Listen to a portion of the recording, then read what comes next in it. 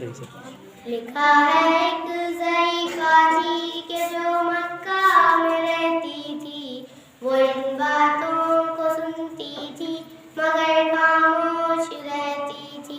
वो सुनती थी मोहम्मद है कोई हाशिम घराने में, वो कहता है खुदा बस एक है सारे ज़माने में। लिखा है वो ज़ईफ़ा एक दिन काबा में जा पहुंची, उबल के पाँव पर सर रख के उसने ये दुआ मांगी, मैं तुझको पूजती हूँ और खुदा भी तुझको कहती हूँ। बड़ा अफसोस है जो आजकल मैं रंज सहती हूँ, वो गम ये है मोहम्मद है कोई हाशिम घराने में। वो कहता है खुदा बस एक है सारे ज़माने में, मिटा दो उसकी हस्ती को न ले फिर कोई नाम उसका।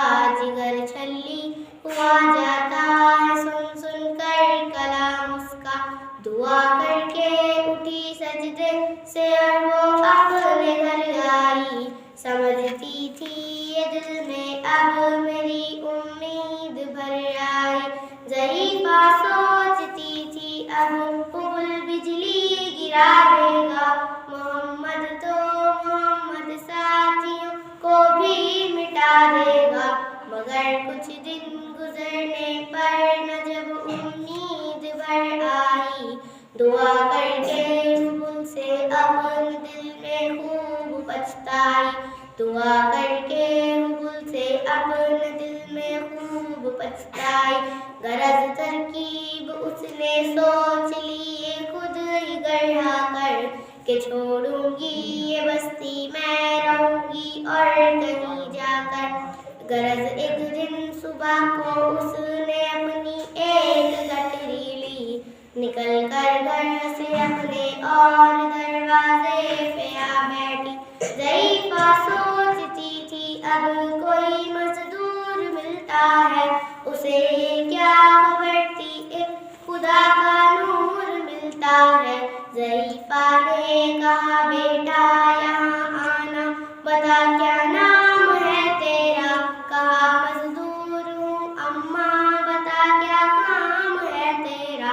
कहा मजदूर है अगर तू तो चल गठरी मेरी लेकर, मैं खुश कर दूंगी है मजदूरी तेरी देकर।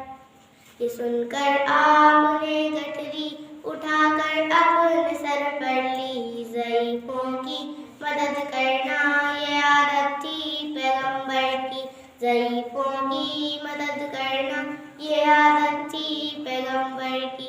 गरज गठरी को लेकर मंजिले मकसूद पर आई, जो दिल में थी तमन्ना हो गई पूरी।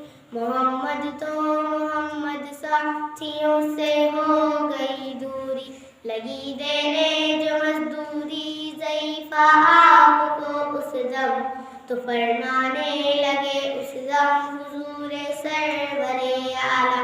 ये कोई काम है अम्माल में अब जिसकी मजदूरी, अगर कोई और खिदमत हो तो वो भी मैं करूँ पूरी।